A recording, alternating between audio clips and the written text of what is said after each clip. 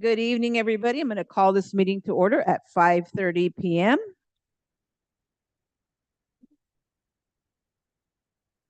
Moving on to item 1B. Mrs. Anzo, can you please take the roll? Yes. President Leticia Garcia, Here. Vice President Roberto Ocampo, Clerk Beatriz Perez. Here. Trustee Guadalupe Gilpaz Barrera. Here. Trustee Jose Antonio Jimenez. Here. Mr. Robert Ocampo is absent. Thank you. Moving on to item 1C, Pledge of Allegiance. Tonight, we will have our Pledge of Allegiance read out loud by Roxana Alvarez Fabian and Elizabeth Gomez Ramirez from Barden School. Can you please step up to the flag?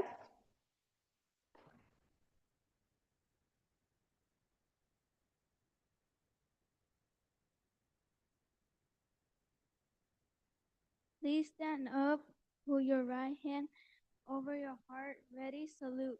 I pledge allegiance to the flag of the United States of America and to the republic of which it stands, one nation under God, indivisible, with liberty and justice for all. You may be seated. Round of applause. Thank you so much. Thank you so much, Roxana and Elizabeth. Moving on to item 1D, Spotlight. This is an opportunity to feature up to 3-minute presentation, the positive things that are taking place throughout the district. Mrs. Anzo, do we have any spotlights tonight? Yes, Dr. Fernandez has a spotlight for our community school coordinators. Thank you. Yes, thank you. So this week, we proudly recognize our community school coordinators whose dedication and hard work serve as the bridge between our schools, families, and communities. Their commitment to building relationships, connecting families with vital resources, and creating opportunities for our students makes a powerful difference every single day. We deeply appreciate the passion, creativity, and care they bring to their roles, and we thank them for helping us move closer to our vision of strong schools at the heart of thriving communities. Thank you for all that you do. We appreciate you. And then we have one more, Ms. Satwat Rais, Director of Special Education.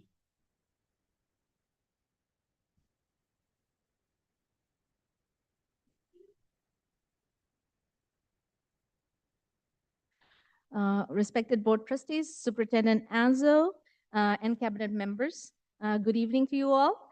I would like to take a moment of your time to celebrate and honor a truly remarkable milestone, the retirement of Ms. Elvia Segura. I want to share that Ms. Elvia Segura, our special education secretary, who has been with Alisal District for over 34 and a half years, is retiring at the end of this month. Ms. Segura supported the district for over 3 decades, and her impact on special education department is significant and far-reaching. She is the person who's spoken of with respect by all staff, by secretaries at the school sites. Her phone rings all day, and she takes the time to respond to everyone. When a parent calls, she takes the time to explain the complex special education processes so that our families feel heard and helped. Her wealth of knowledge and decades of experience have been truly priceless for our department. We would like to thank Ms. Segura for her huge impact on our students, families, and staff. We wish her a retirement filled with joy, rest, and all the happiness she so richly deserves. Thank you.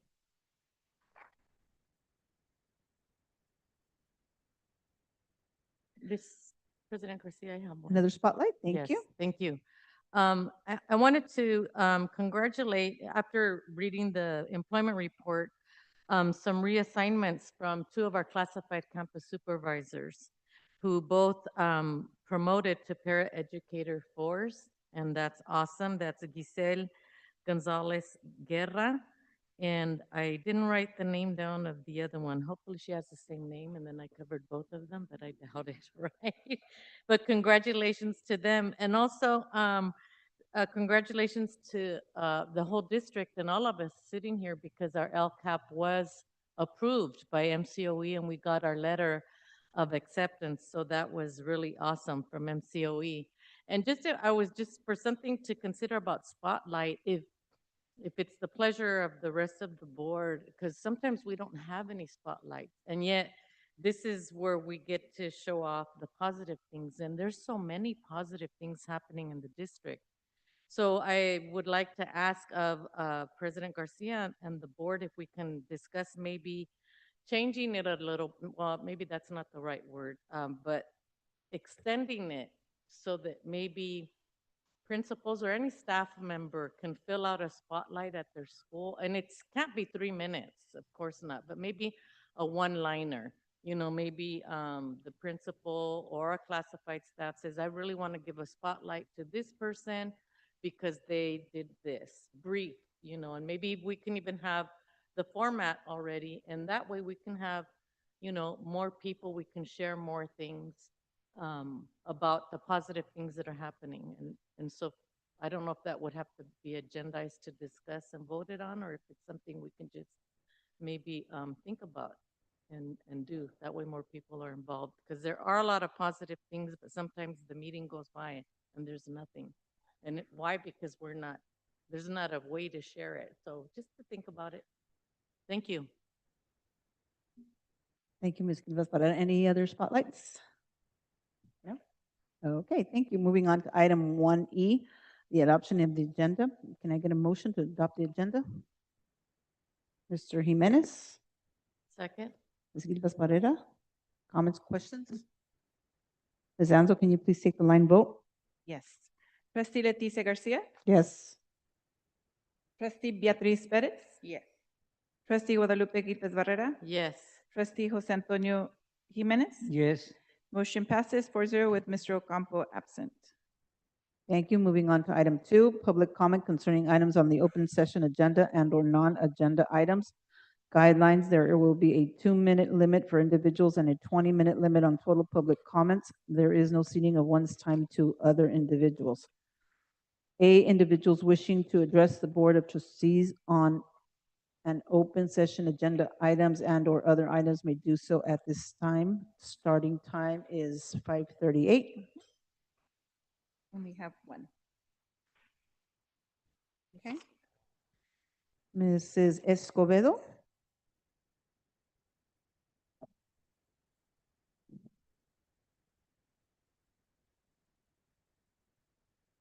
Hello, everyone. I just want to share that I enjoyed the conference put on by the district 2 Saturdays ago.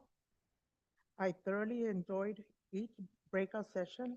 I also have to say how heartwarming the speech Ms. Ansel gave was. She almost had me in tears. Thank you. Very nice.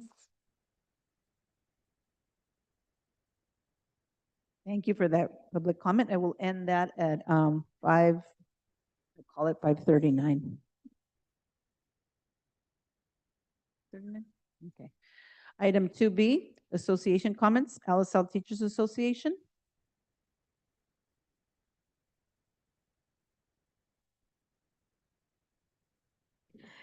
Good evening, Mrs. Anzo, Board of Trustees, Cabinet, and the LSL community.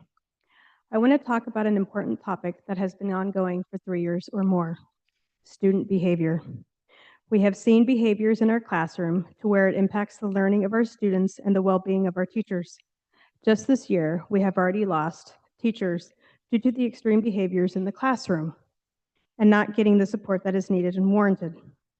When some of these classrooms have been observed of these extreme behaviors, it came back as a classroom management issue.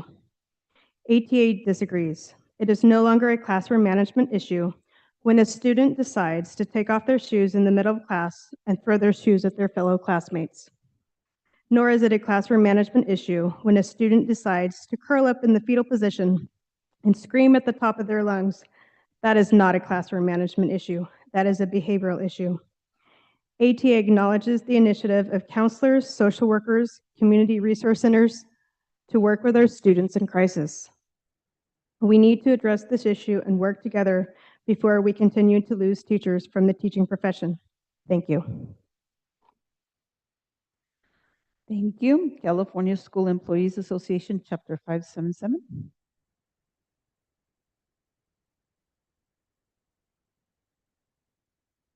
Good evening, Board President, Board members, Superintendent Anso, and Cabinet members. I just want to say about the behavior. I think yes, affect the teachers, but also the classified, because we have, I think, many incidents that classified also need support. So I think we should work in collaboration in how to give support for teachers and also classified. Even though I know that district is have a lot resource like ESS, behavioral, Monterey behavioral, and many agencies, but I don't know. I think we need to get together and really brainstorm how we can work together and protect each one, the students and also the staff. And yeah, on another note, I just want to say that on October 10th is our Professional Development Day, and I'm really happy to say that we are working very collaborative with HR department with the leadership of Mr. George Lopez. And I think this year we are planning to have a different kind of professional development day. So I really look forward to have a successful PG, and also ask for maybe support from the administration to really encourage, because we will do our part, but also maybe for the administration side to also encourage their classified staff on their side to really participate, because that can be something that they can use for their professional development, or something that they can, if they want to move forward in a different position, they can apply. So thank you. Thank you. United Substitute Teachers Union? Anybody here from the United Teachers Substitute? Okay. All right, moving on to item 3, presentations. And A, school site presentations, Principal Marisol Pio Oros, Barden Elementary School.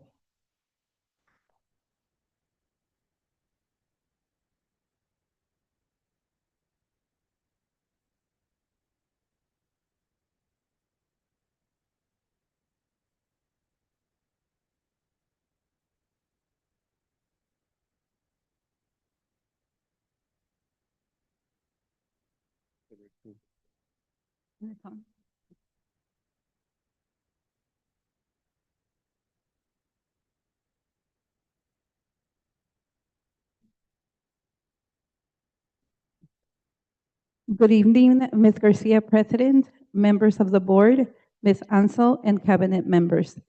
I'm Marisol Pioros. I am the principal at Barden Elementary School. And with me tonight, I have Ms. Rosa Carranza, our assistant principal, and also Ms. Margarita Barrera, who is our community school coordinator. And thank you to the staff members that are here present as well, and also those that are watching online. Some of my staff said they would be watching, so I want to make sure I acknowledge them as well. Today in our presentation, we will give you a school overview. We'll talk a little bit about our current reality based on our data, and we will also share with you our instructional focus as a school, and also how we are working together to nurture our environment. Here you see our school overview. We have a total of 561 students. Out of those 561, we have 25 students that receive resource specialists. We have 82 students that receive special education. 96 students are migrant.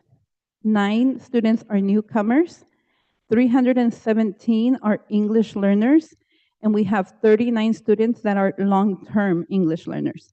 We also have 84 students enrolled in our after-school program. The breakdown of our classrooms, we have 4 SDC special day classes, 2 of which are TK. 1 is general academics, and it serves kinder through 2nd. And the other special day class is also general academics, and it serves 2nd grade through 4th grade. We have 2 SEI TK classrooms, structured English immersion. We have 3 sections in kinder, one of which is bilingual with the one-way immersion program, and the other 2 are SEI. We have the same breakdown in first grade. Second grade, we only have 2 sections this year. It's 1 bilingual classroom and 1 structured English immersion. Third through 6th grade, each of those has 3 sections. Again, 1 bilingual classroom and the other 2 English. In this next slide, you see some of the people that are behind the great things that are happening at Barden. We have our grade level teachers. We have some of our classified staff members. Of course, I wish I could have pictured everyone, but that was a little hard. But as apart from the teachers that I have in the classroom that I just mentioned, we do have 1 instructional coach, an early learning coach. We have an English language learning specialist who comes to Barden twice a week, a reading specialist who works directly with students. This year we have a VAPA-TOSA that also comes to our school twice a week. We do have 2 extra support teachers that help us with our designated ELD time. We have a wellness team, which we will highlight later in our presentation. We have about 12 paraeducators, 3 kitchen staff members, 3 office staff members, 8 campus supervisors, 1 librarian, 3 custodians, 1 parent education specialist, and 1 tech.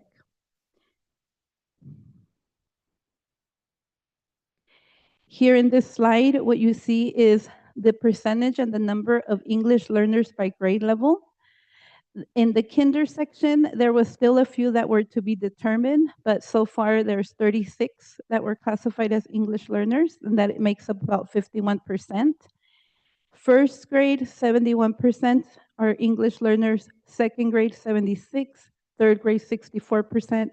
Fourth grade, 65. Fifth grade, we have 56%. And in sixth grade, we have 50%. I'm going to go over some English language arts data in this slide.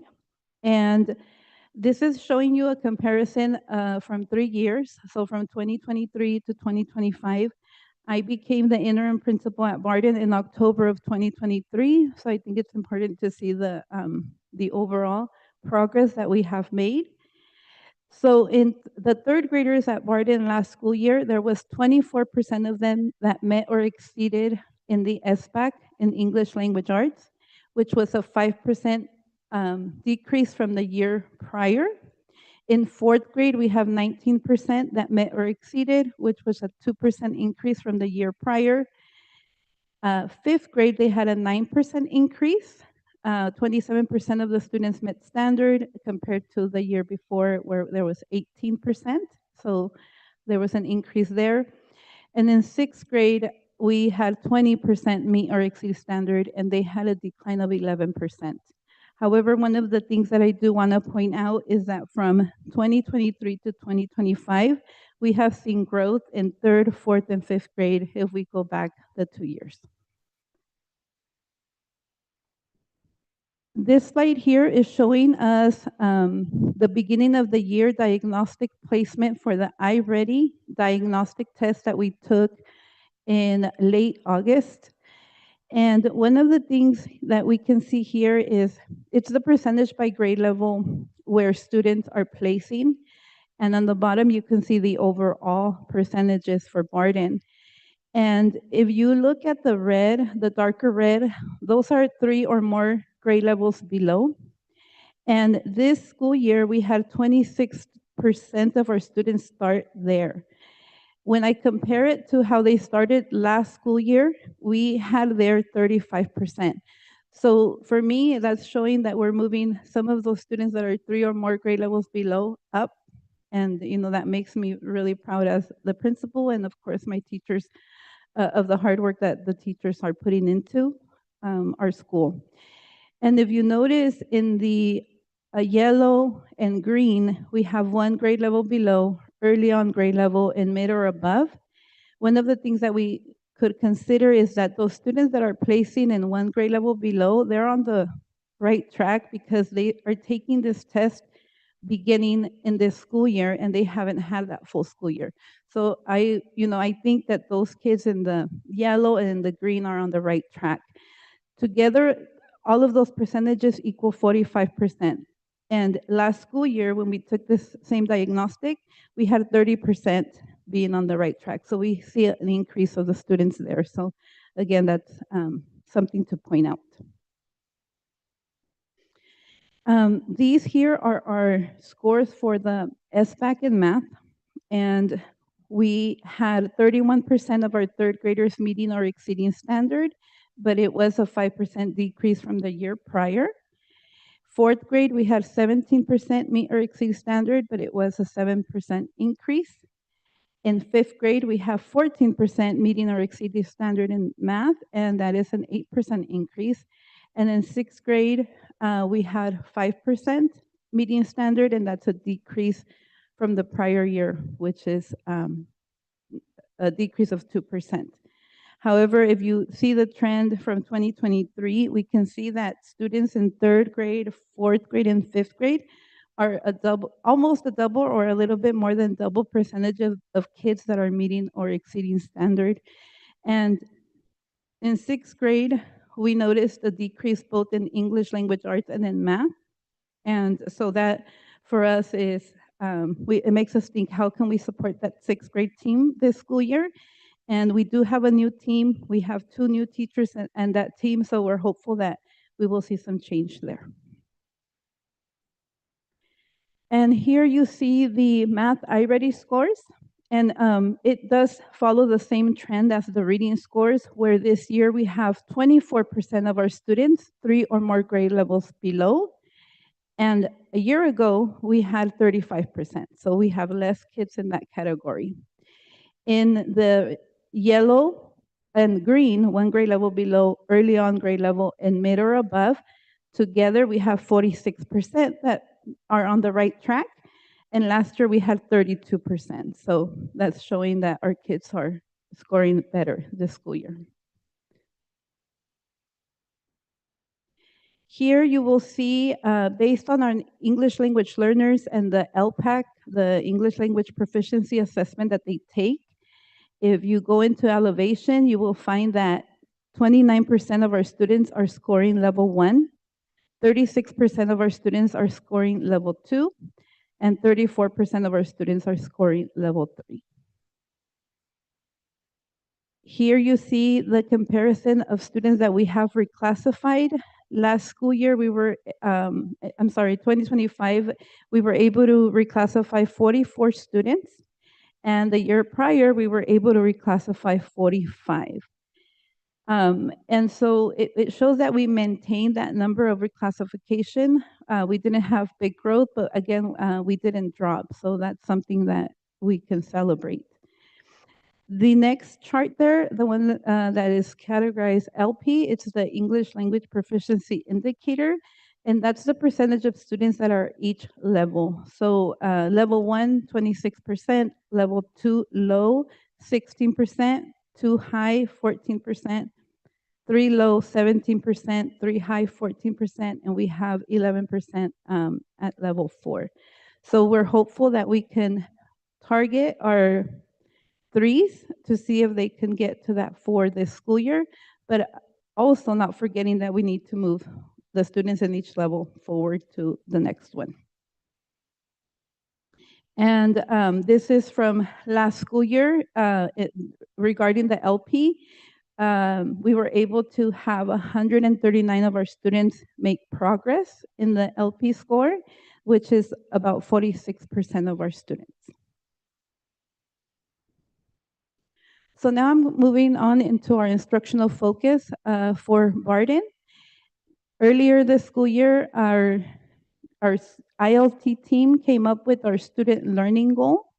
And that goal is that by March of 2025-2026 school year, 63, I know it says 61, but it's 63% of our students will reach their typical growth in the iReady diagnostics. 27% of the students will reach their stretch growth, and 60% of multilingual learners will advance 1 level of growth on the LP. And we came up with those percentages because last school year, we had 53% of our students reach their typical growth. So we're aiming for a 10% increase. 17% of our students reach their stretch growth, and 46%, like I just said, grew in the LP level. So those are our goals for this school year. How are we going to do that? Well, we have a teacher improvement goal, and our teacher improvement goal is that we're going to achieve it by providing differentiated instruction 4 days per week using iReady or phonics survey data to form small instructional groups. Teachers will implement targeted strategies based on student-specific learning needs and regularly monitor progress to adjust instruction as needed. So these goals are for Barden. However, last week, they worked during their PLCs to do a grade level goal. And I don't have them on here, but I can share them with you in a future email or something. And then we are a Vital school. This is our second year being part of Vital and using the protocols that they come and train us in. So they are listed there. And I just want to emphasize that these protocols really help our grade levels really answer those questions, like what they want the students to learn, how will they know they learned it, and what will they do if they learned it or not, based on the protocols that we see here. One of the things that I'm really proud about is the growth that we've had in collaboration at Barden. This was a call survey that we did at the beginning of the school year last year, that first statement there, where it says PLT, which is Professional Learning Team or grade level teams, collaborates effectively to improve student achievement. At the beginning of last school year, we had 54% of our teachers agreed to that statement, which is very low. At the end of the year, we took the call survey again, and that number went up to 88%. And if you notice, the other statements are also very positive. The purpose of PLC work in school is clear to me. That was 95% of our teachers agreeing. My PLC has clear goals to improve our teaching. That was 100% of our teachers agreeing. My PLC uses structured protocols to drive conversations intended to improve our teaching. It was 100% of our teachers also agreeing. The conversations we have in PLC help me improve teaching, 95%. My teaching has improved as a result of collaborating with my PLC colleagues, and 95%. And this just shows me and in our school that our teachers are understanding the importance of collaboration. And another way that I see it is that a lot of our teachers are meeting outside the provided time without anybody asking them to. And so that makes us feel that, you know, they are seeing the importance. I'll go, the next slide is how we plan to fill in the gaps. So these are the things that we're working on this school year. And also when you visit our classrooms, these are the things that you should be watching out for.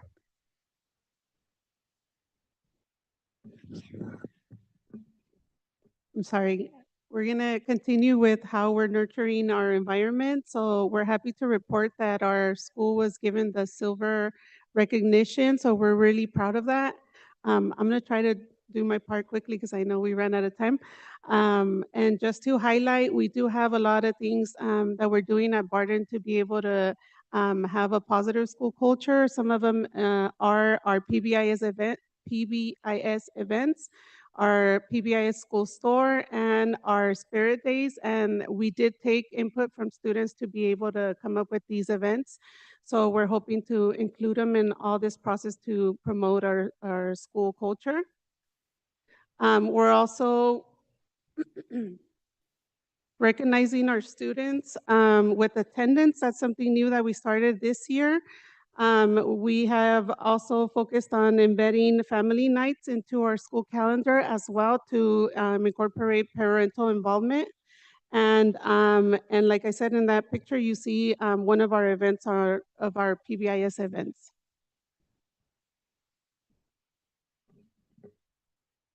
We also have a great team, a wellness team. This includes our school counselor, social worker, ESS therapist, wellness coach, MCBH, community school coordinator, parent ed specialist, mindful coach, psychologist, speech therapist, and administration. And on the right side, you see some of the areas that they support us. I just want to emphasize that I'm sure they do more than what is listed here, and we just really appreciate all the support they do for us.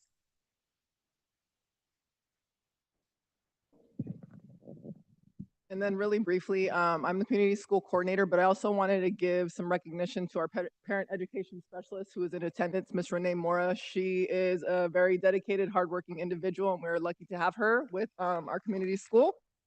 I just wanted to briefly go over some of the things that we as a community school are going to implement. We have 3 objectives that we're focusing on. One is literacy, chronic absenteeism, and then school climate. And so these are some of the things that we have been doing to reach those goals: parent workshops, cafecitos, parent groups, outreach. We'll be doing some parent literacy nights that will be beginning on Monday. So they're going to be there to be teaching parents how to read to their children at home. So they will be receiving resources and things like that to complement what we're doing at Barden. Also, with our chronic absenteeism, we do have a school chronic absenteeism subcommittee, which we are using to decrease our chronic absent students and truant students. And then also in our community resource room, we have resources for students, staff, and the community. We do clothing closets. We have hygiene kits, anything, resources that the students need, community needs, we're there to provide the support. And so you can see me or Ms. Renee there. Thank you.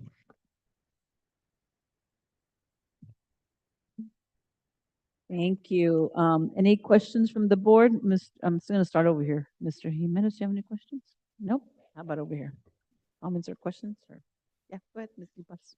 Thank you. I didn't have any questions, but that's great, a great presentation. You could even see it in your face that you're very proud of what's happening at Barden School. Well, the 3 of you, and the goals that you have set for student achievement is really good to hear. And I visited I think last week was coordinators. There's a lot of community coordinators in the audience today, and Ms. Barrera. I think last week wasn't it coordinators week, or is it this week? Oh, okay. So I think, yeah, I went to your school to look for your coordinator, and there are a lot of resources. She had a big box of donuts. Thought, wow, this is a place to be, So somebody had gotten that for her, so that was really nice. But I'm really impressed by the goals and what's happening at Barden. And I know that it's such a great school, like all of them. But tonight it's your night, and you shared some really positive with us, and we'll keep helping those students achieve, higher and higher. I know that's your goal, and so we'll see you the next time. Thank you. Ms. Perez, any comments? I just want to say that I like that picture. Very powerful to me, and I don't know to the rest of you, but to see you 3 ladies together shows me a lot of strength, a lot of potential in you guys. Yes. And you answered my question on the 6th grade. Sorry. You're not dismissed yet. No. You answered my question on how to help the 6th graders to improve their scores. And I would like a follow-up at the end of the year to see their improvement. But thank you. Thank you for your wonderful presentation. Very thorough. Well, very put together, thoughtfully put together. I like that you gave us all this comparison data. And if you look at the cohorts, I think you did pretty well from one year to the next. I think the only cohort that I think that might have a problem is the 3rd grade going into 4th. If you just look at the cohorts. But anyway, thank you so much for this. It was wonderful. Thank you. You should be very proud of yourself. All righty. Item 3B, presentations, fiscal year 24-25 unaudited actuals, budget report 2025-26, federal program update. Elaine Mendoza, Director of Fiscal Services. Good evening, Ms. Garcia, President, members of the board, Ms. Ansel, and cabinet members. I would like to follow up at the end of the year So, Ms. Kilpas, we also have a box of donuts in our office, if that makes any difference. But will you have it tomorrow? Elaine just mentioned that it's only on Friday. She brings donuts on Fridays only. Well, good evening. Board President, Ms. Garcia, trustees, Superintendent Anzo, Cabinet.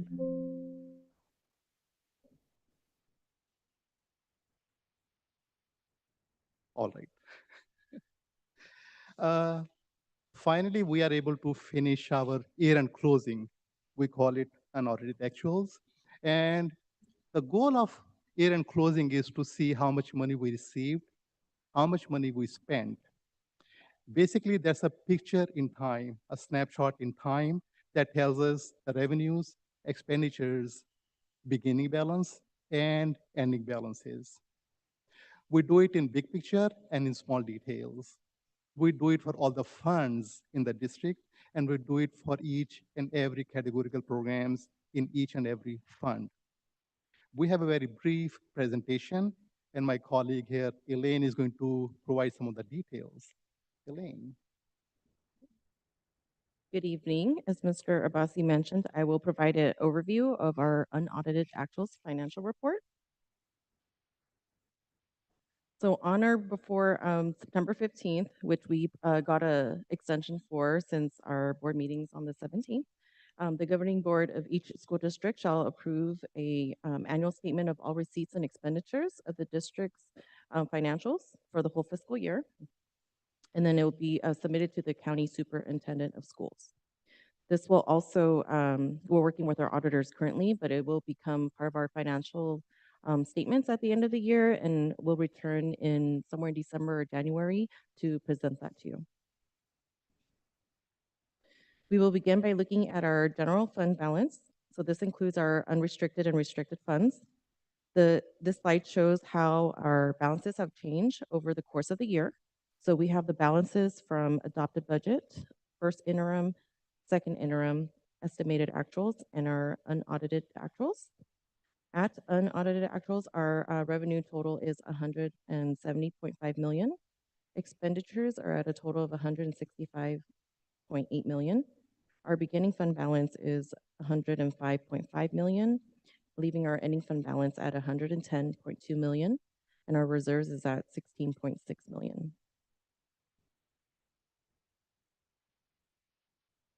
Our combined general fund is made up of unrestricted and restricted programs. So this slide shows the breakdown of the major unrestricted programs. We have the unrestricted general fund, supplemental and concentration, transportation, and lottery. The total unrestricted general fund revenue is 99 million. After factoring our contributions, expenditures, and our beginning fund balance, the ending fund balance is 61.5 million. The contributions of 20 million is for special education and routine restricted maintenance. On this next slide, we have a breakdown of the balances of our major restricted programs. We have extended learning opportunity program, special education, routine restricted maintenance, and categorical programs, which includes our music grant, literacy coaches grant, and our learning recovery. The total restricted revenue is 71.5 million. And after including our contributions, expenditure, and beginning fund balance, the ending fund balance is 48.7 million. In other funds, we have other funds here, and we have the beginning balance, the revenue, and expenditure. But I'm just going to mention the two larger ones, which is our building fund, Fund 21, and our Fund 35, which is for reconstruction of Alisal and Fremont, and then currently on the project for the black box and district office and warehouse. And now I will turn it over to Mr. Abbasi to go over federal funds. All right, you can keep it. All right. Starting from the beginning of this year, we had so much discussion about federal programs, what's going on. Are we receiving money, not receiving money? What's going on with US Department of Education? So I thought that we can provide a perspective so we understand what exactly is going on. To begin with, We have a long history of US Department of Education. It goes back to 1867. That's the first time when US Department of Education was created. Then it has gone through many, many, many changes. That's evolution. Finally, in 1979, another Department of Education was created, and that became a cabinet level position. And that has been very effective since then. But then we have some legislative actions that have been meaningful. They have provided the roadmap, a blueprint for educational programs that come from Washington, D.C. These are some of the most effective and instrumental legislative actions. In 1965, we had the first ESEA, or Elementary and Secondary Education Act, that was signed by President Johnson, and he was a Democrat. In 1974, we had another milestone. We have Equal Educational Opportunities Act, EEOA, and that was a time period when President Nixon and President Ford were effectively the presidents. That also provided funding for migrant education program. So migrant education program has been in place for about 49 years. In 2002, we have another milestone. No Child Left Behind, NCLB. That was very much talked about legislative action. We still hear about that action. That was signed by President Bush. In 2015, NCLB was demolished, and we have another act, and that act was signed by President Obama. The name of that act, Every Student Succeeds Act. That has been in place ever since. The last major legislative action that just happened, we have not talked about that too much because we have not seen too much impact of that act. It's called One Big Beautiful Act, or OBBB. So those are the effective legislative actions. On local level, we like to see how much money we receive from federal government for educational programs. This chart shows that out of 170.5 million, only 9.75 million comes from federal government. That's about 5.7%. That's the big picture. We like to see how much money we get from different sources. In education, we have three sources of revenues. We get money from state, we get money from federal government, and we get money from local sources. Those are the three major sources for us. Beginning of this year, we began actually hearing about that in February, March. But in the month of May, we heard that US Department of Education or federal government is going to freeze some of the monies or delay the release of some of those funds. And that was about $12 billion. That was a major decrease to educational funding. After many, many, many changes, many lawsuits and different actions, finally, we heard in the month of July that they are going to release $5 billion. And California is recipient of the biggest and the largest amount of that $5 billion. It's about $1 billion. And that is for different educational programs. LSL Union School District receives funds in these programs, which I mentioned. I would not go through these programs one by one, but yes, as you can see, they're not too much money as a district of $170 million. For 2025, 2026, we are going to receive migrant education funding. That has been one of the much talked about programs that was in California and actually in the entire US. The reason is it's a very effective program that provides support to so many needy students and families. And we were concerned that the timing of that delay or freeze or total cut to that program, how that is going to impact our families, our students. Are we going to continue those programs, or we are going to just completely demolish that program. Finally, we have this commitment for only this year, 25, 26 fiscal year. We do not have any commitment or any expectation for next year, at least for now. Now, California is a large state. We receive tons of money from federal government. But migrant education is not just California. Migrant education program provides services and support to bilingual programs and other families and other needs throughout US, Idaho, Iowa, Ohio, and some of the other major states that have farms. They have tons of growth. They need that money as well. So there are lawsuits, there are lobbying, there are promotions to maintain that program. But for now, at least, we have one more year of that money, migrant education money. At least we did not have any cut to our special education program. That's also one of the major programs we have. Federal government did not cut special education funding. We also maintained Title I funding. That was not cut, at least for now. So that was my brief update, and just to provide a perspective. Now, moving on to next steps, I'm going to ask my friend Elaine to tell us what's going on here. So to complete the presentation, our next steps, upcoming reports, we have our first interim budget report in December, our audited financial statements, which is for the report that we've done today and presented on December 10th as well. And then a second interim budget report, which will be due in March 17th of 2026. Thank you. And now we are here to answer your questions, if you have any. Okay, I'll start from this side. Ms. Gilpas Barrera. I do. I have several, but I'm going to wait till it comes up on item 6A as an action item to approve. I'll hold off my questions, but kind of goes hand in hand. All right. Thank you. Ms. Perez, any questions or comments? I just have a question. And they say there's no dumb question, right?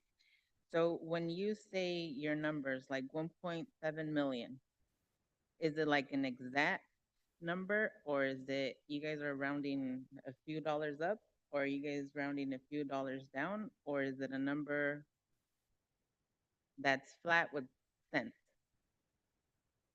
It depends. So the numbers are rounded. Otherwise, it would be a very large number. So sometimes it's rounded up, sometimes it's rounded down, depending on the amount. So if it's 500, then we might have to round it up a little bit to give you that next million.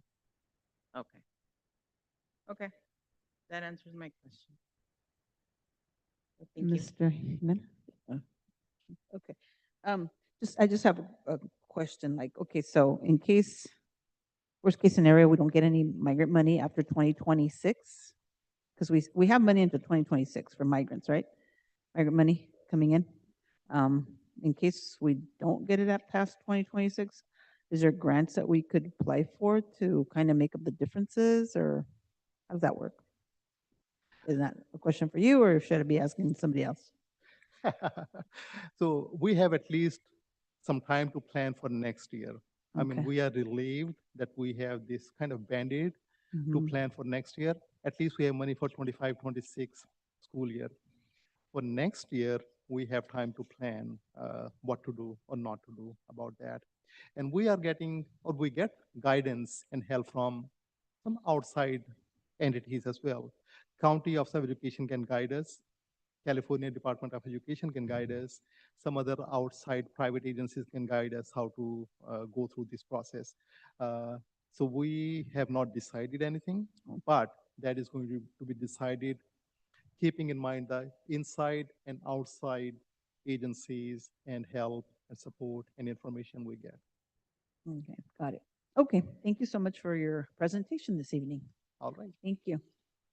Okay, moving on to item 4, board member and / superintendent reports. And I'm going to start off with the superintendent. Do you have any reports? Not a report, but I do want to introduce somebody new to our team. So Ms. Leslie Mosqueda, and she is our district translator interpreter. So you'll be seeing more of her. I want to welcome her.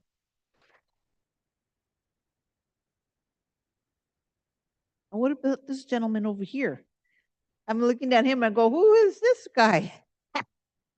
And I was going to ask you earlier, but I'm going to wait till the reports come, and I'm sure she's going to introduce her. I think Ms. Gill was gonna say. So this is Mr. Josue Diaz. He is our new Assistant Superintendent of Human Resources. Welcome And aboard. it just feels like he's been here already forever. Okay, he hit the ground running, so welcome again.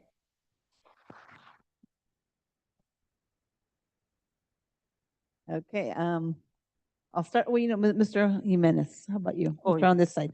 Anything to report? Okay. Thank you, Madam President. Congratulations to Principal Jose Juan Jurquizo, Principal from Martin Luther King Academic, and his staff for a fantastic work at the 16th September celebration. Yesterday, more than 500 people participated in this celebration. Our MLK community was very happy. Excellent work celebrating our Hispanic heritage. Last week, I had the opportunity to participate in the CLSBA conference in San Diego, and we are able to hear the perspective of various politicians running for governor of California, such as Honorable Javier Becerra and California Superintendent Tony Thurmond. We also discussed how to protect our Hispanic community from the immigration detention and the social and economic concern of our families. Grateful for the opportunity to participate and learn in this conference. Thank you. Thank you. And how about over here with Ms. Bettis? Anything you want to report out?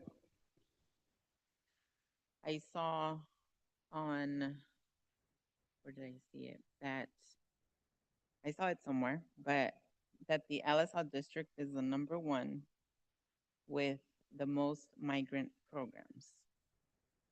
So I was listening about, migrant programs started how many years ago? 49 years ago. So we should be proud. But that's all. Thank you for that. And how about Ms. Gilbert Varela? Yes, thank you. I also wanted to give Assistant Superintendent Mr. Josue Diaz a warm welcome.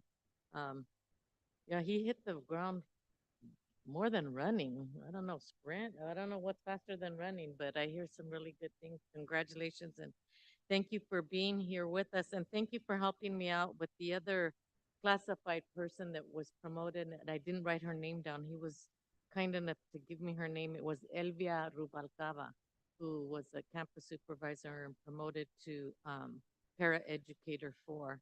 I also was able to attend the parent summit at Jesse Sanchez was really good. The superintendent's keynote speaker was great. Like the parent said, let us know her a little bit better. One thing that stands out me is I really didn't know there's a place called La Chona. And so now I know that. That's not the only thing or most important, but I do remember that.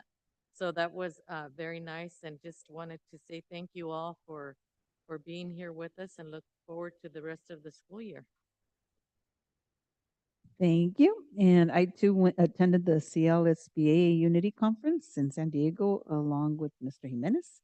And I was very pleasant. It was a very pleasant experience. We had a lot of good information, different topics. I was able to attend Mrs. Ansel's presentation. She presented that evening. It was very well received, and I was very grateful to attend.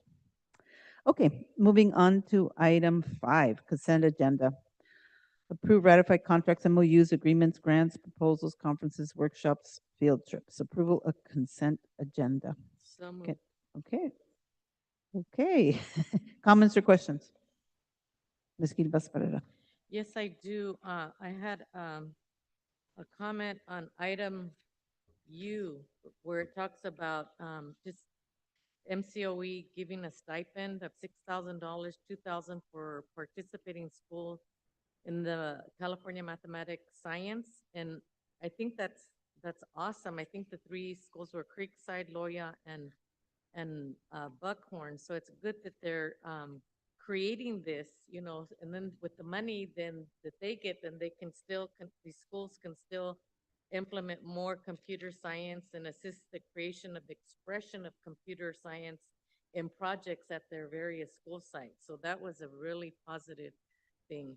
And then the other comment I had was on item AC, which is the smart passes at MLK, and just reading, and I remember when Mr. Ortizo was here, he told us about the smart passes, and it's a way that I guess the teacher or the principal by their, or the teacher can know where the student is, if they're going in the bathroom, how long they're taking, and it's just a very positive security, safe method to know what our kids are doing and where they are.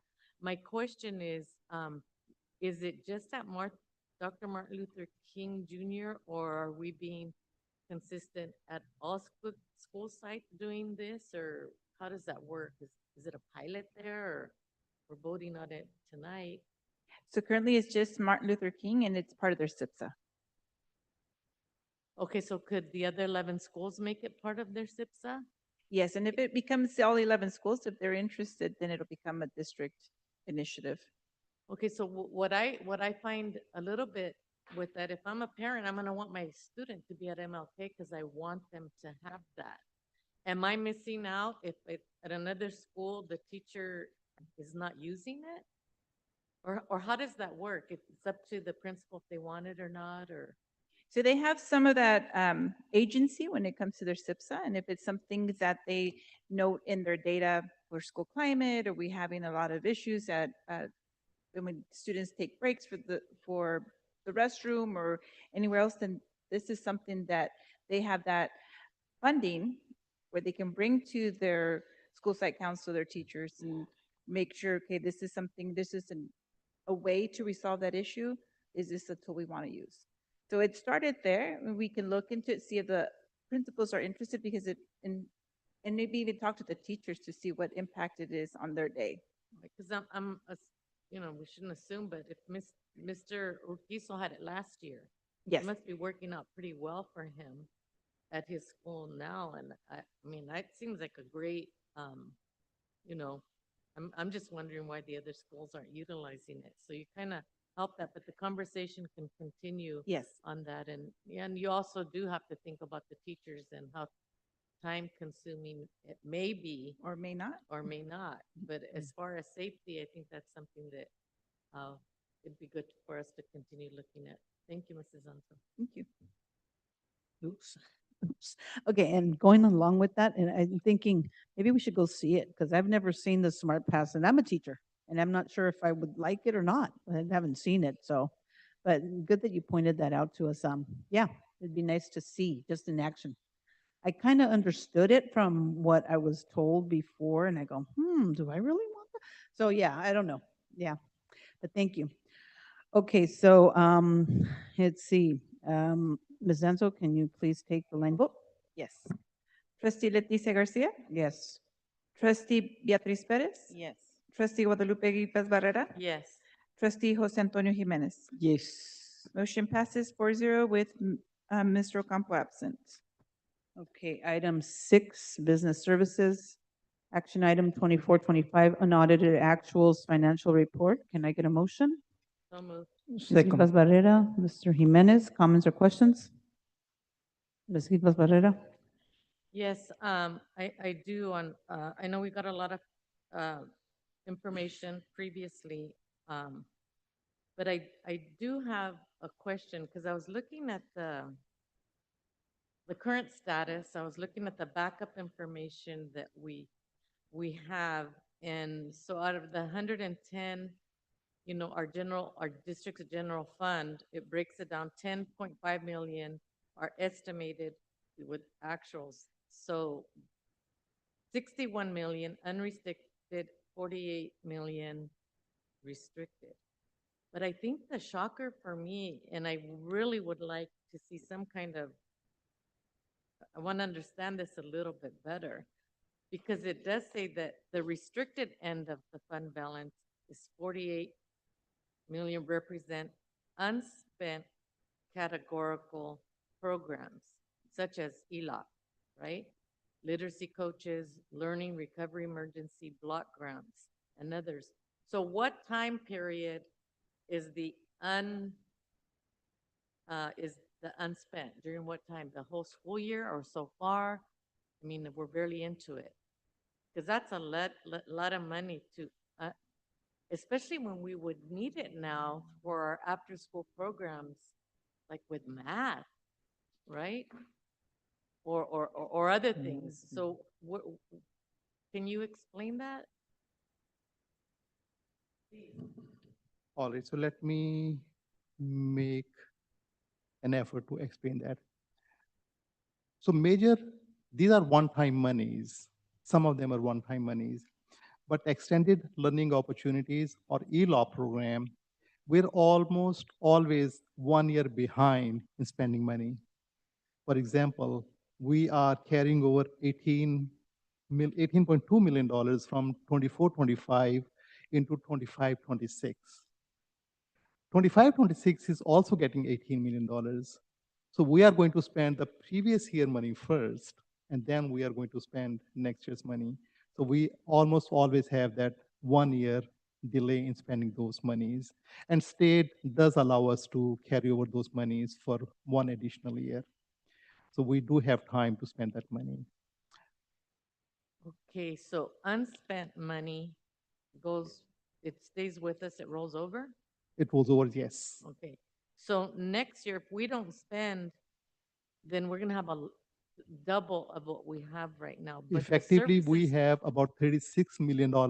If we want to spend $36 million in 25-26 school year, which is this current year, we can. Well, why wouldn't we? I don't understand that. If we have student needs, I mean, because ELOP does some literacy classes, don't they? Why can't they be doing more math? I mean, I don't understand that we have millions that we're not spending, and yet not all of the after-school programs are at each school. Some have these, others have waiting lists, or you can't go. Is that true or not? So when it comes to the after-school programs, to my knowledge, we currently do not have a waiting list. We've been able to accommodate every student who would like to be part of it. And I know currently we're offering a variety of different programs to complement the different interests and needs. Thank you. So are we considering spending this money? I mean, is there a plan? I mean, because I didn't see it in your report on the funds and stuff, where I didn't understand it, because it talks about GAN limit, which I'm barely understanding now, and what that is, but I'll hold those questions for the next item. But so if we have students, because would you agree, Superintendent Anzo, that our students need help in math? Yes.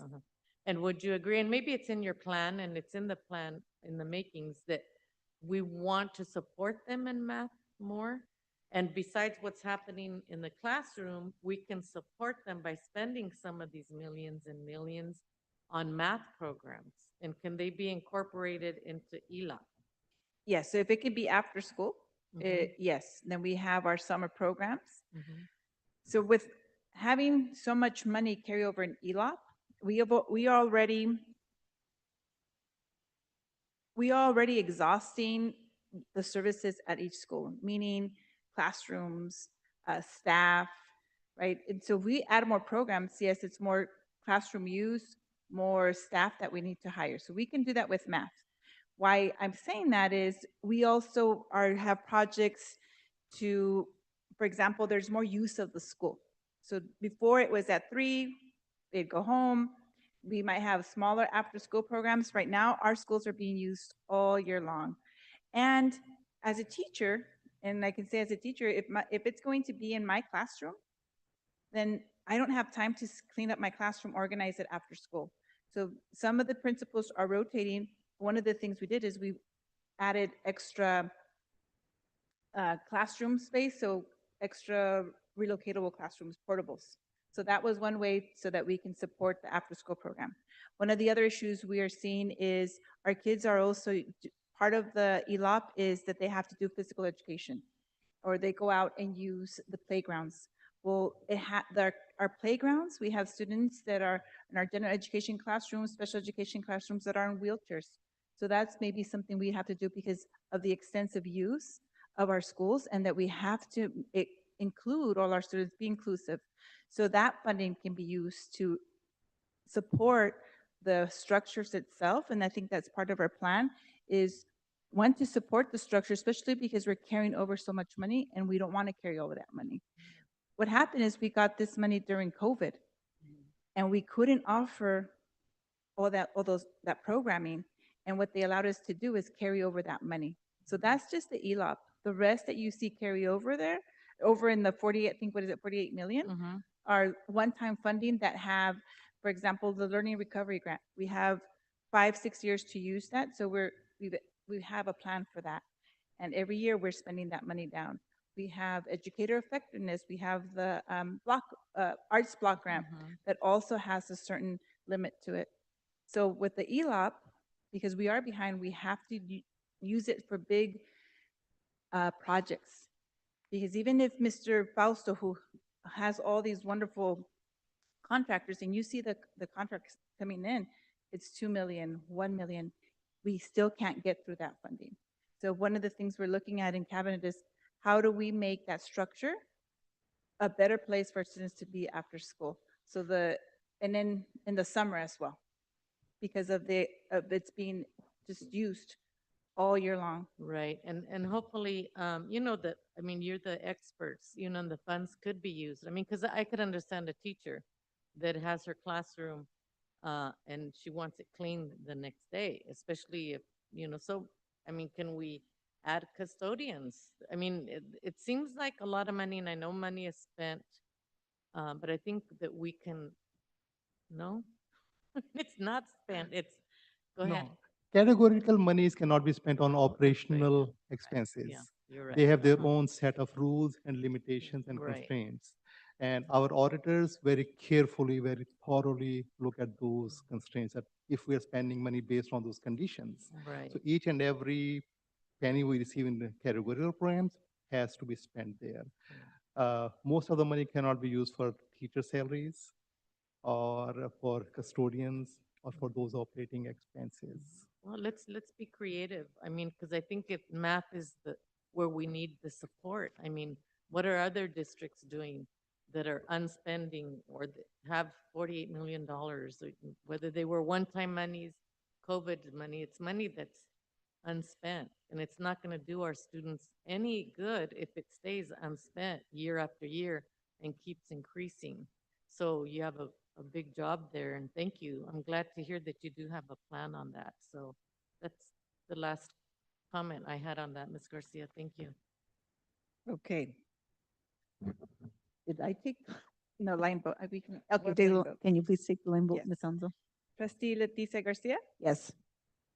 Trustee Beatriz Perez? Yes. Trustee Guadalupe Gilpaz Barrera?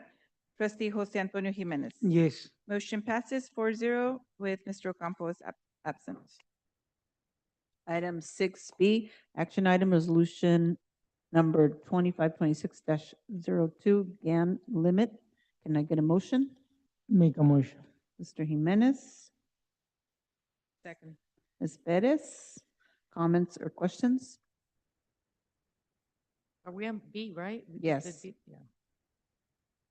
Comments or questions? Yeah, Ms. Gilpaz? yeah, I do. Thank you so much. I would like to ask Mr. Abbasi, the GAN limit, right? Okay, so I tried to, 'cause budgets are not my thing, but that's how you calculate expenditures, is by the GAN limit? Or could you please, in layman's terms, tell me what it is? So Mr. Paul Gann in 1979 came up with a new idea that the expenditures in public agencies should not grow faster than, simply speaking, rate of inflation. So we set a new limit, like how much can be increased and how much should not be increased. Since then, our system, in our case, SACS, which is our accounting system we use, it creates this report. So we do not make any calculations by hand. The system provides this report and tells us if we are meeting the limit or we are not meeting the limit. So the system is the GAN limit? No? System is our SACS system. It provides guidelines to meet with the GAN limit criteria. And we are meeting the criteria and we are under the limit. In other words, our expenditures are not growing faster than the rate of inflation. So as money's coming in, we're spending it. We are spending that money, yes. And we are carefully spending that money. We are not lavishly spending that money. Okay. Thank you. Yeah, budgets are not my strength. They say it takes a long time to be able to understand a school budget. Yes. So thank you for answering my questions. A bit of a history lesson here tonight. Thank you. Okay, yeah, Mrs. Anzo, can you please take the line vote? Yes. Trustee Leticia Garcia. Yes. Trustee Beatriz Perez. Yes. Trustee Guadalupe Gilpaz Barrera. Yes. Trustee Jose Antonio Jimenez. Yes. Motion passes 4-0 with Mr. Ocampo absent. Item 6B, action item, current expense of education, actual CEA. Exemption request. Can I get a motion? Ms. Quiles Barrera? Second. Mr. Jimenez, comments or questions? Ms. Anzo, can you please take the line vote? Yes.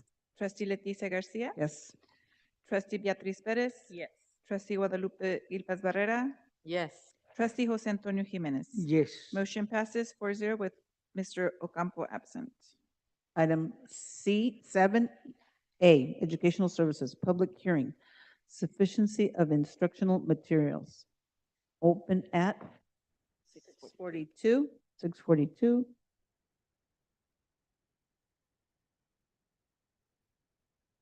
Is there anybody?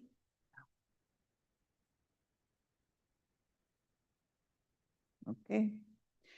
I'm closing at, I'm gonna call it, what time is it? 6:40. It's still 6:42.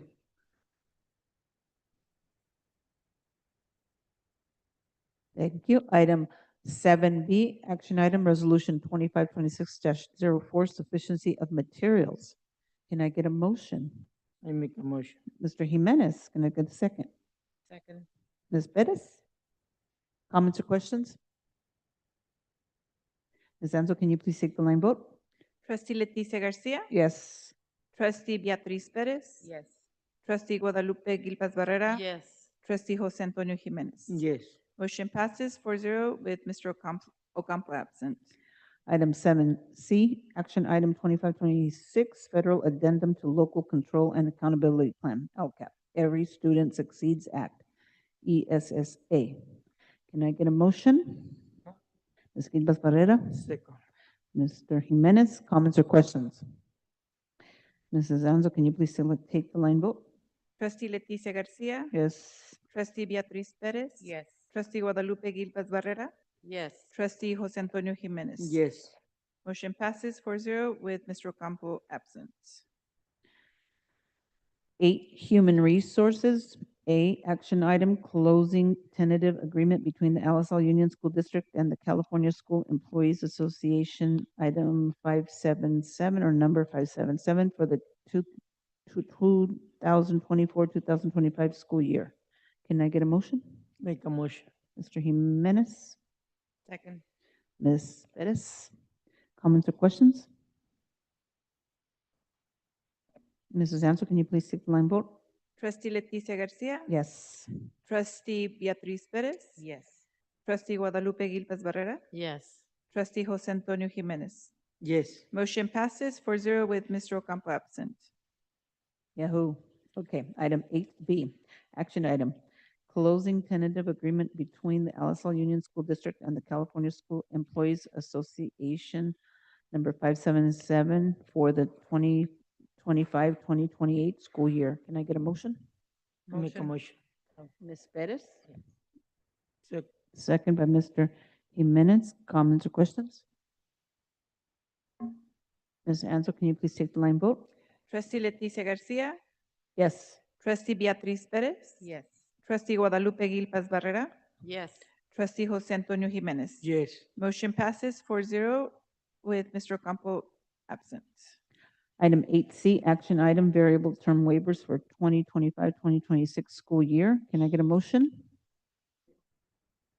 Ms. Guilbaz Barrera and Mr. Jimenez, you seconded? Thank you. Comments or questions? Mrs. Ansel, can you please take the line vote? Trustee Leticia Garcia. Yes. Trustee Beatriz Perez. Yes. Trustee Guadalupe Guilpas Barrera. Yes. Trustee Jose Antonio Jimenez. Yes. Motion passes 4-0 with Mr. Ocampo absent. Item 8D, action item, LSL Teachers Association, ATA, regarding elected union officer release time for Amy C. Edwards per Education Code 44987. Can I get a motion? Make a motion. Mr. Jimenez? Can I get a second? Second. Ms. Perez? Comments or questions? Ms. Guilbaz? I had a brief question. As I was looking at this, it seems like the ATA president will get 1 day a week for union business. Is that every week? Yes. Oh, okay. Have any of did the others ever do that? No, I believe Well, she I mean, it's a applied, contractual right. I'm not. and she applied for a grant.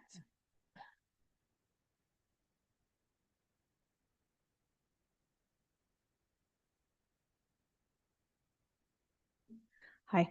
So what I did is I applied for a grant through CTA and they approved the grant. And so what will happen is CTA will pay for the salary for that 1 day a week that I am not present on campus. But what I've decided to do is to actually do it every other week, not every week, because I want to be in the classroom with my kids as much as I can. It's great. Thank you. Thank I you. just wasn't sure if it was going to be every single week or. No. That's a lot of lesson planning to do. So lesson plans for the sub. So no. Thank you. Well, if the lesson plans were included, maybe you would, huh? But no. Okay, comments or questions? Any other comments or questions? Oh, Mrs. Ansel, can you please take the line vote? Yes. Trustee Leticia Garcia. Yes. Trustee Beatriz Perez. Yes. Trustee Guadalupe Guilpas Barrera. Yes. Trustee Jose Antonio Jimenez. Yes. Motion passes 4-0 with 1 absent. Item 8E, action item, revised job description, Program Manager of Human Resources. Can I get a motion? So moved. A second. Ms. Barrera, second by Mr. Jimenez. Comments or questions? Ms. Ansel, can you please take the line vote? Trustee Leticia Garcia. Yes. Trustee Beatriz Perez. Yes. Trustee Guadalupe Guilpas Barrera. Yes. Trustee Jose Antonio Jimenez. Yes. Motion passes 4-0 with 1 absent. Item 8F, action item, request for additional full-time equivalent position, paraeducator 2. Can I get a motion? Motion. Ms. Perez, sorry. Second. Second by Mr. Jimenez. Comments or questions? Ms. Ansel, can you please take the line vote? Trustee Leticia Garcia. Yes. Trustee Beatriz Perez. Yes. Trustee Guadalupe Guilpas Barrera. Yes. Trustee Jose Antonio Jimenez. Yes. Motion passes 4-0 with 1 absent. Item 8G, action item, revised job description, Director of Educational Equity. May I get a motion? Ms. Guilbaz Barrera, can I get a second? Second. Ms. Perez, comments or questions? Ms. Guilbaz Barrera? Yes. Mrs. Hanzo, what would you say is, or I don't know who the question goes, what are the main revisions to this job description? Who had it before? So this is currently in the Dr. Al- position, we have Dr. Alvarez. And so Dr. Fernandez and Mr. Diaz can answer the questions and the main revisions. Yes, so one of the main revisions would be the federal program monitoring, making sure that we're in compliance and able to be monitoring really from the district standpoint, all the compliance documents that will be eventually be requested by the state so that we are able to meet those requirements. So the revised job description entails a lot of that responsibility. So who does that now? Currently, it's being coordinated between Dr. Alvarez and I. Oh, okay. Mhm. Yeah, that's a lot. So that person will take it on, that new person will take it on 100%. It's still in coordination with me, but just ensuring that it's part of those job responsibilities. Okay, thank you. Any other comments or questions? Okay, Mrs. Ansel, can you please take the line vote? Trustee Leticia Garcia. Yes. Trustee Beatriz Perez. Yes. Trustee Guadalupe Guilpas Barrera. Yes. Trustee Jose Antonio Jimenez. Yes. Motion passes 4-0 with one absent. Item 8H, action item, revised job description from network administrator to network coordinator. Can I get a motion? Motion. Ms. Perez, can I get a second? Second. Mr. Jimenez, comments or questions? Okay, Ms. Anzo, can you please take the line vote? Trustee Leticia Garcia. Yes. Trustee Beatriz Perez. Yes. Trustee Guadalupe Guilpas Barrera. Yes. Trustee Jose Antonio Jimenez. Yes. Motion passes 4-0 with one absent. Thank you. Item 9, administrative services. A, action item, resolution number 2526-05, week of the school administrator, October 12th through the 18th, 2025. Can I get a motion? So moved. Ms. Guilpas Barrera? Second. Mr. Jimenez, comments or questions? Ms. Anzo, can you please take the line vote? Trustee Leticia Garcia. Yes. Trustee Beatriz Perez. Yes. Trustee Guadalupe Guilpas Barrera. Yes. Trustee Jose Antonio Jimenez. Yes. Motion passes 4-0 with one absent. Thank you. Item 9B, action item, amendment to cabinet salary schedule to include superintendent salary for 2020, 2025. And then revision to attachments. Item number 9B, amendment to cabinet salary schedule to include superintendent salary for 2020, 2025, to update the superintendent's workdays from 222 days to 223 days on salary schedules 2020, 2021, 2020, 22, 2022, 23, 23, 24, 24, 25. Can I get a motion? So moved. Ms. Guilpas Barrera? Second. Mr. Jimenez, comments or questions? Ms. Anzo, can you please take the line vote? Trustee Leticia Garcia. Yes. Trustee Beatriz Perez. Yes. Trustee Guadalupe Guilpas Barrera. Yes. Trustee Jose Antonio Jimenez. Yes. Motion passes 4-0 with one absent. Item 10, future agenda items. School site presentation, Cesar Chavez on October the 8th. Another presentation of students' assessment, Dr. Clara Fernandez on October the 8th as well. School site presentation on Creekside Elementary, October 29th, and presentation of the superintendent's update, Monica Anzo, superintendent, on October 29th as well. Item 11, future meeting dates. And you can see all of them right there, October 8th, October 29th, November 19th, and December 10th, which will be an annual organizational regular board meeting.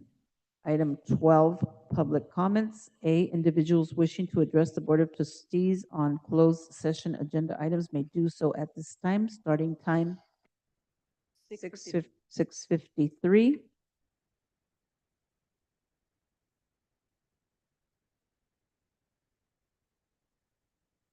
Ending at 6:53 as well. We will now adjourn to closed session at 6:53. We'll have a break for 10 minutes and the closed session will begin at 7:03. Thank you.